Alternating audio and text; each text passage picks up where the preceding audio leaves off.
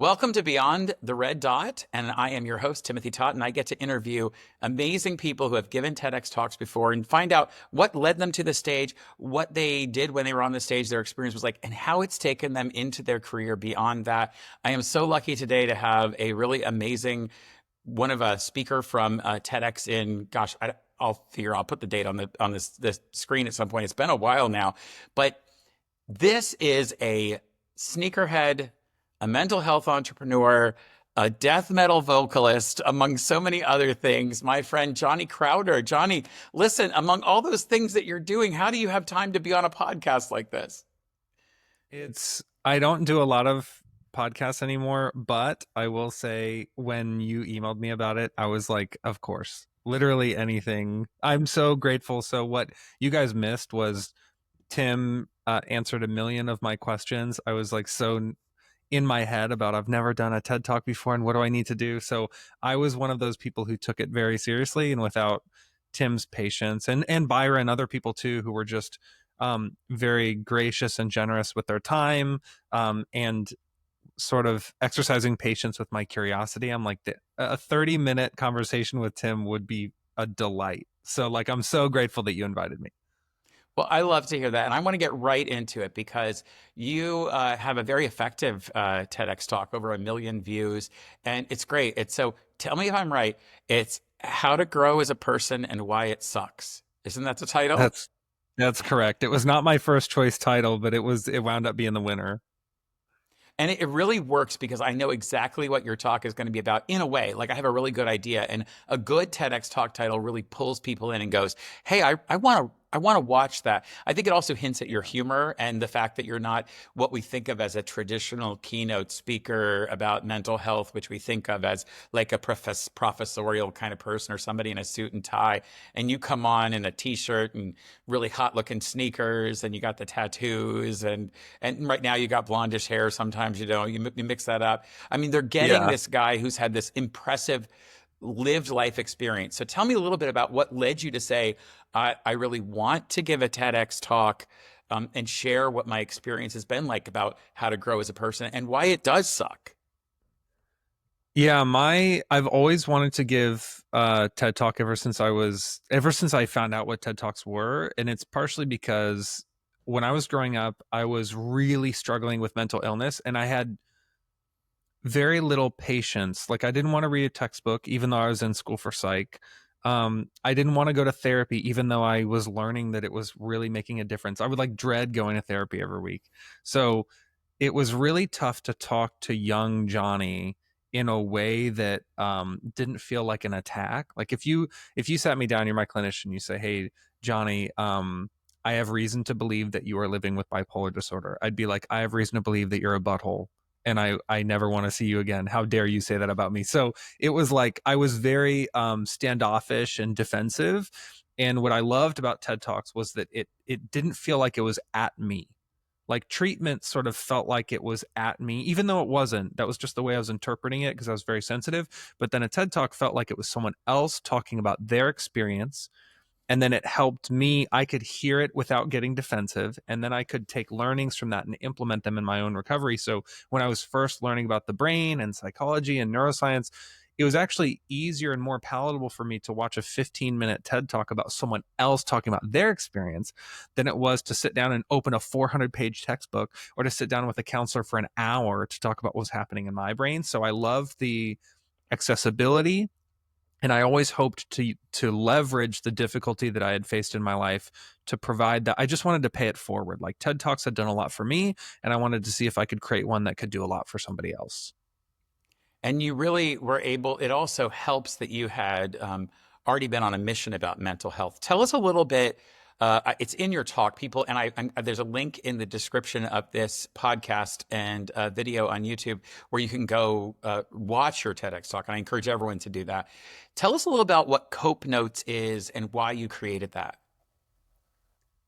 Yeah, it sort of goes back to like that palatability and accessibility of TED Talks. Like, so I grew up with mental illness. Then I went to school for psychology, but the whole time, like when I was in high school, when I was in college, even after college, I was doing copywriting for work. So I'm like, man, how do I combine my passion for copywriting with my passion for mental health. And I basically was writing these short little text messages and sending them to friends, like a psychology fact or journaling prompt and exercise, just for fun. Like they weren't asking me to do this. And I'm sure I annoyed some people by sending these unsolicited messages. And slowly people were like, hey, this is really cool. Or like, hey, you didn't send me one today. Like I was sort of hoping to see that. So people were finding value in it. And I became curious about like, what if I made it a little more formal? So it started as me texting health education content to friends and family, and then it very slowly, emphasis on slowly, became what it is today, which is like we're supporting tens of thousands of people all over the world by sending them these little micro interventions that are written by peers with lived experience, reviewed by clinicians. And basically the idea is that in 10 seconds per day, you just read a couple sentences when they pop up on your phone, and it can actually train your brain to reduce stress, anxiety, and depression. So it went from like a very DIY, like duct taped together, like texting people from my own phone, to now it's like it's been my full-time job for over 7 years. And we have a whole team. It's their full-time job. So it's been fascinating to see it grow from like an idea to a movement. You know, in your TEDx talk, you talk about habituation and to messages, right? Like we put a post-it note on the mirror, and then after a couple of days or however long, we just don't notice it anymore. To me, one of the super amazing value things that you have done to sort of leverage the fact that these are pretty much text messages, right? SMS messages for the most part, that go out. They don't go out at the same time every day. And there's a certain value in sort of disrupting what people expect as their as their schedule, right? Yeah, it's so any psychology nerds, I encourage you to read about novelty. Like the idea that something strange or interesting sticks out in your memory. Like if you meet 100 people at a conference, but one of them was wearing like a bright pink bow tie that matched bright pink glasses that matched his bright pink shoelaces, and everybody else was wearing suits and ties, you'd be like, yeah, I met 100 people, but there was this one guy. And that sticks out because it was novel, it was different. So I think like I signed up for the Bible app on my phone, and you can sign up for, I have the Bible app downloaded, but you can sign up for these daily like the verse of the day to alert you, and it alerts me at 7:45 a.m. every single morning. And I chose for it to show me this, by the way. No one made me do it. I was like, I want to read the verse of the day every morning. I unintentionally ignored this notification all the time. Like at least half the days, I will just totally, my brain screens it out unconsciously. I don't consciously make a decision, I'm not looking at this.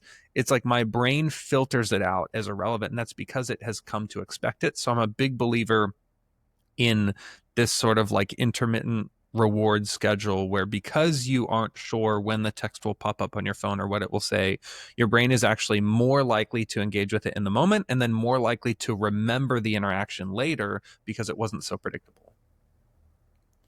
I'm going to get to music in just a minute, but which sort of kind of explains, if I said to somebody, which of these three things is this person? Is this person, if they looked at your just image, you know, are they a mental health, you know, professional entrepreneur? Are they a renowned public speaker who, you know, goes and gives keynotes everywhere? Or are they a death metal vocalist? I think we all know they're going to say death metal vocalist, but talk to me about, Yeah. you just mentioned who's standing out. I'm sure people probably may have said to you at the beginning, like, you're not going to be a public speaker looking like that.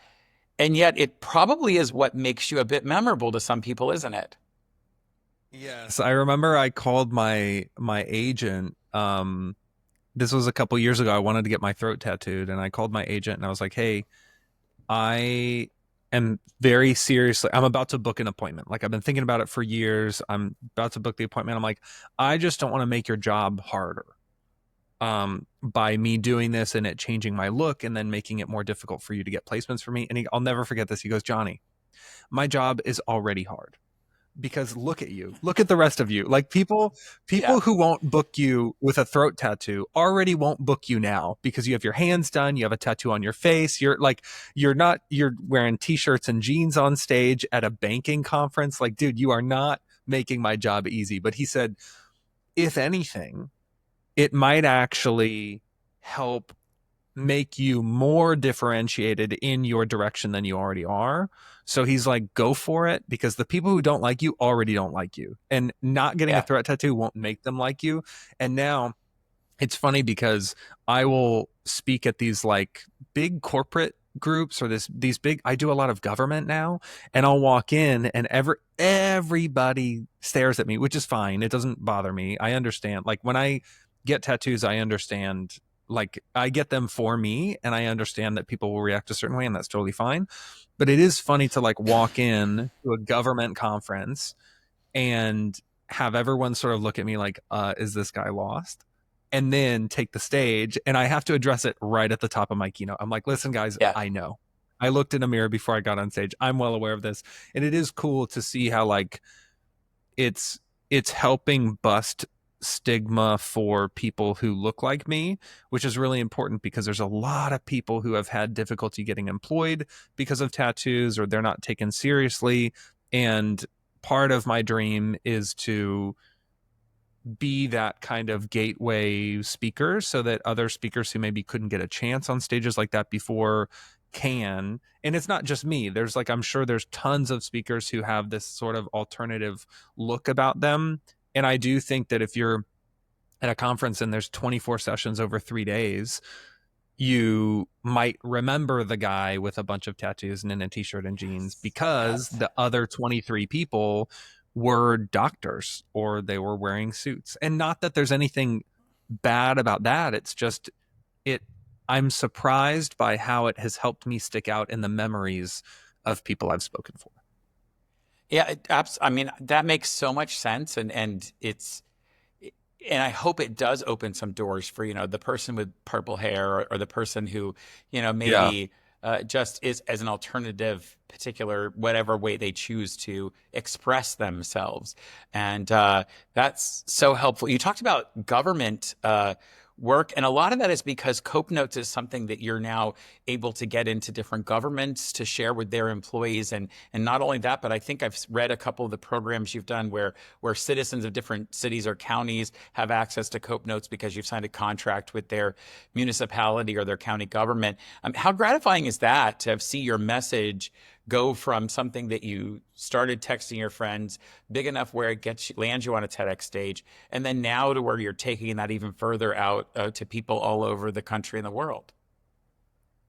It is very surreal. Like it feels normal to me on a daily basis. I normalize it, but then every once in a while I'll take a step back and I'm like, I'll say this to my sister because I remember when I came up with the name Cope Notes, I was like sitting on a couch. I was living with my sister at the time because I had no freaking money, Tim. I literally could not pay rent because I was putting all my time and attention into like building this thing. And so I was like crashing with my sister, and I remember saying like, what about Cope Notes? And I was just like, yeah, that's kind of catchy. And then I like looked up to see if the domain was available. And I remember sitting on the couch and thinking that. And then I think like, there's no way we have like a billboard in Times Square and we have a contract with United Healthcare. And it's like, there's no way that little, like, what about Cope Notes? I'm going to go on GoDaddy and like look to see if the domain is available. Like this is early stage. And it blows my mind now to see like so many people say like I'm still alive because of Cope Notes, or I'm sober today because of Cope Notes, or I have custody of my daughter today because of Cope Notes, or my marriage has been repaired. Like when you hear those stories, you're like, I made this up. Like I made this up. Like you come up with like if you sit down with a guitar and you riff around and you write a riff, like you made it up. And Yeah. so for people to say like that's my favorite song, it's the same feeling. Like wow, I pulled this out of my brain and now it's providing value to people. It's absolutely surreal. Speaking of songs, you have a lot of big passions. You were on stage for TEDx in some great sneakers, obviously.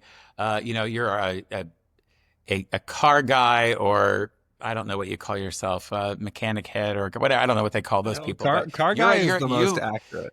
you love a good car. I know you love a good car. You got that, but you also, I mean, one of the passions that's just as big as Cope Notes and all the other stuff is your music career and your music.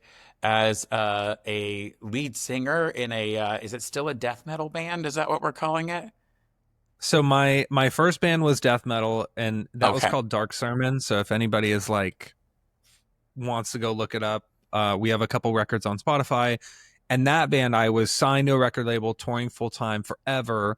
And then basically we fulfilled our record contract, and the rest of the band was like, yeah, I'm done. Like, I want to go live a normal life. And I was like, that makes sense, but I don't want to stop doing music. So I started playing with Prison, which is my current band, which is like alternative metal, new metal. So it's like still very heavy, but there's some melody to it, which I like. So my question is because I've listened to some of your music to see if maybe it was something I would respond to. I'm a little more like Broadway musical Whitney Houston kind of a guy. So I was like, Understand. this is interesting, but this is like, this is a very intense thing. And yet I have people in my life who are like, oh my God, you know the lead singer Prison? Like, are you really? I'm like, That's yeah, so yeah, dope. why? That makes me Yeah. smile. I'm like, really? Like, yeah.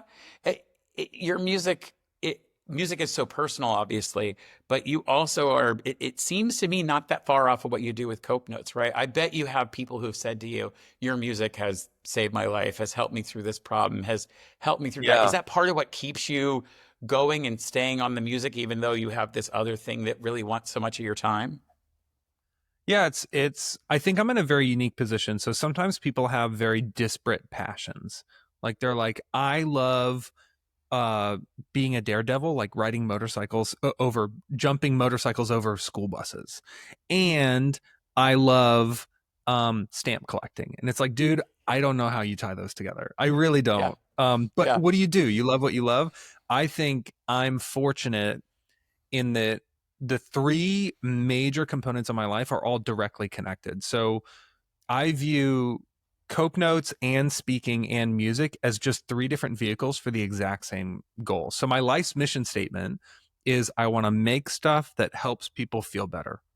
So there are three criteria. I want to create something.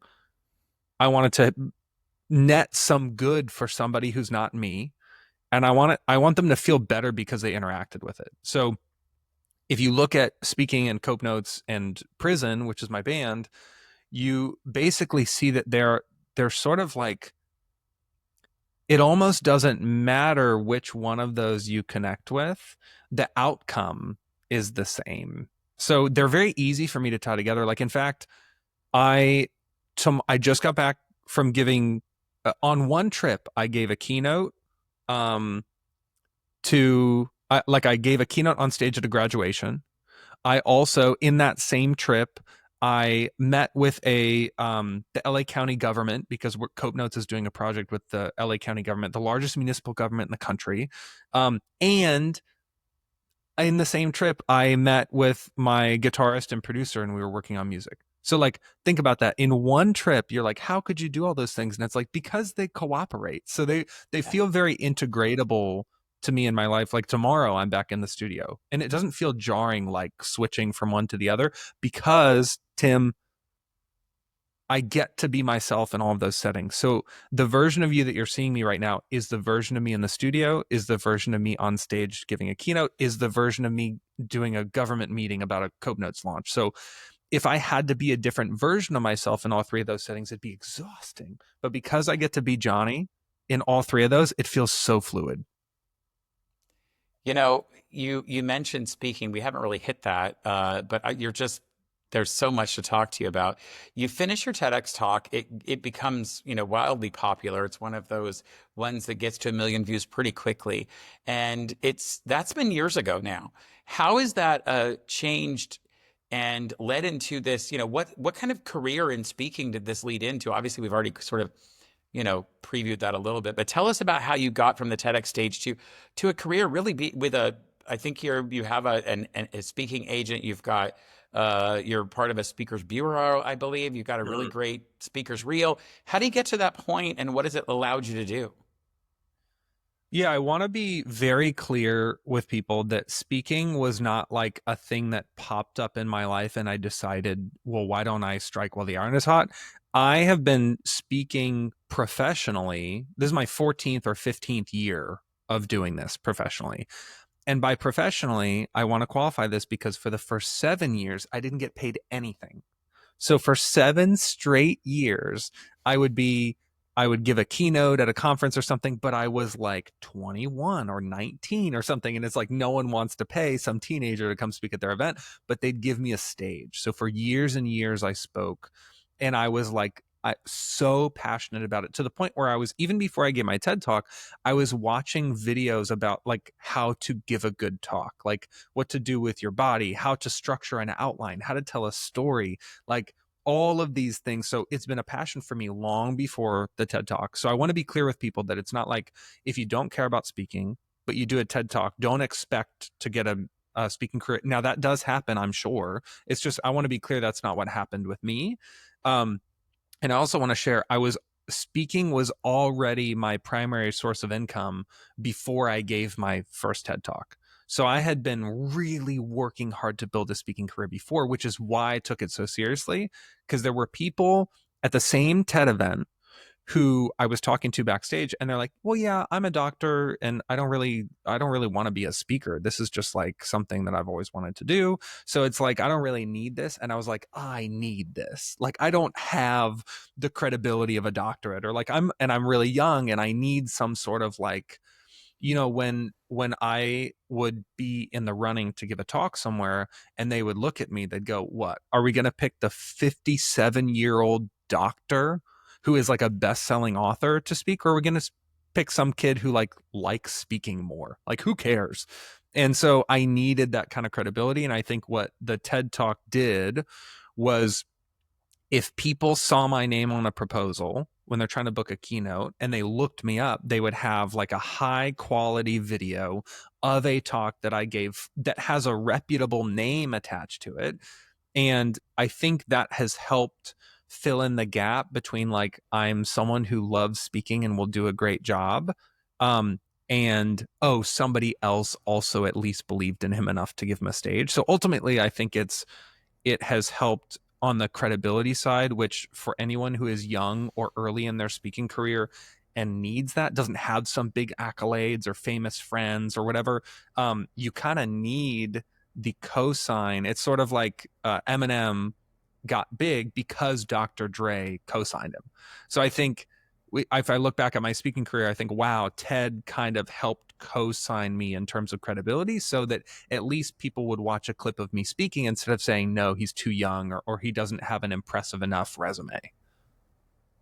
And that's the interesting thing. I tell people all the time that, it is this sort of almost instant credibility maker. If you can make sure that the TEDx that you eventually are chosen for and that you accept does put out good content. Like, you need a good video. It can't be shot, in a basement rec room. Like, it's got to be halfway decent. Yeah. And your video looks great, obviously. But also, like, you're putting your best foot forward there. We only have a couple minutes left. So, and you and I both have amazing other things to do, which is great. We're both busy people. Let me ask the question. The process of preparing for a TEDx talk is, I believe, or should be at least, quite different than preparing for most any other kind of talk.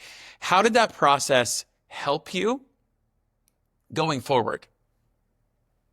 Dude, we could do a whole episode on this. I went super nerd on my approach to this. So people who don't know my backstory don't know that I have dealt with severe memory loss I've been unmedicated for about 9 years, but I was medicated before that for about 11 years. I took antipsychotic medication, antidepressants, anti-anxiety medication, and these things really affected my memory. So when I was going to give my TED Talk, I was like, hey, if you want this to be word for word, because I always spoke from an outline, and I was like, if you want this to be like a word for word talk with no riffs, I need a teleprompter. And they were like, no.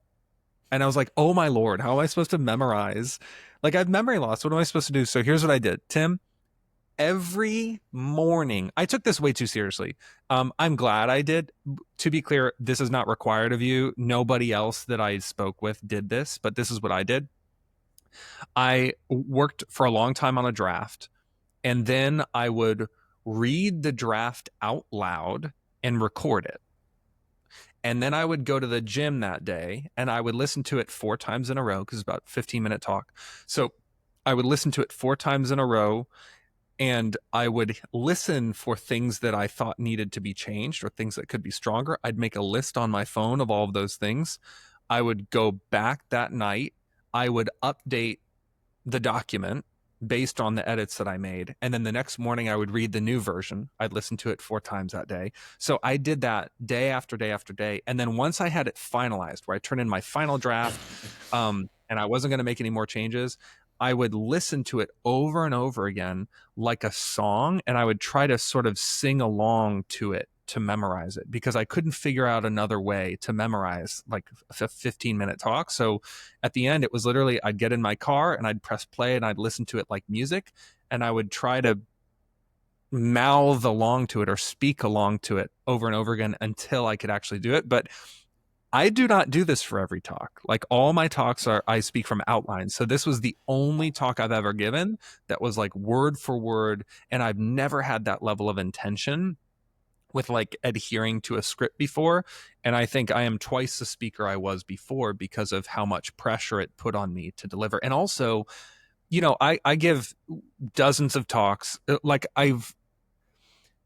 when you give a bunch of keynotes, it can be easy to think, well, if this one doesn't go great, I'm doing another one tomorrow. I'm doing another one in a couple days. When I was getting on that TED stage, I'm like, I have one shot to nail this. It's not like if I boof it in the middle that they'll say, okay, cut the cameras, we'll start, everyone go back to their queue and we'll start over. So I took it so seriously because I'm like, this is my one shot to show the internet and the world, like, maybe for the rest of my life, this might be the first Google result for my name, like for the next however many decades. Like, I want to make sure that I come correct. So it is one of the most difficult things I've ever done, mentally and emotionally exhausting, but it was sort of like, it made me into a better speaker in a way that I don't think any other keynote opportunity would have. Well, I think it is so obvious when we see the results on the stage. When we watch your TEDx talk, How to Grow as a Person and Why It Sucks, it is clear that you were so intentional with all your language, with the way you presented it. It's an amazing talk. I wish everybody will go out and watch it. Listen, you mentioned the fact that we might have to do another one of these. I hope you've had a good enough time that you'll think about coming back in the future. Until then, folks, check out Johnny Crowder on all the obvious places, johnnycrowder.com. Go to YouTube, check out his TEDx talk. If you're booking a keynote anywhere, please go watch his speaker reel on his website. It's very effective. And trust me, this is going to be a memorable guy. Thank you so much for sharing your time with us today, Johnny. Real quick, Tim. First of all, thank you for all the kind stuff that you just said. I appreciate it so much. And second of all, I have to say this to anyone who's listening who wants to do a TED Talk. I get this question all the time. People are like, how'd you get a TED Talk? And I tell them, dude, you can apply. And nobody knows this, Tim. Like, everyone, including me, when I found out, like, I met someone who gave a TED Talk and I'm like, how'd you get it? Who did you know? Who'd you have to have a call with? And he's like, oh, dude, I literally Googled TEDx talk applications. And then I tried to find the closest one to me. And then I submitted applications. I'm like, you're kidding me. So please don't, if you're listening and you want to give a TED Talk, don't think that you have to have like some in with somebody or you need to be invited. That's not true. Like, Google it, apply. And by the way, I've not been accepted to everyone I've applied to. So also don't fall into the lie that if your first couple applications, you don't land a stage. That means nothing. Keep applying. It is so much more accessible of an opportunity than you think. So please just believe in yourself and don't believe in the lies that like there's something special or magical about people who give TED Talks. We are people just like you. The only difference is that we filled out an application. That's it. I love it. Well, Johnny, thank you for encouraging people and for being my guest today. And I can't wait to see all the other amazing things you have coming up in your music, in your entrepreneurship, and of course, in your speaking. So everyone, check out Johnny Crowder, and thank you for joining me on Beyond the Red Dot.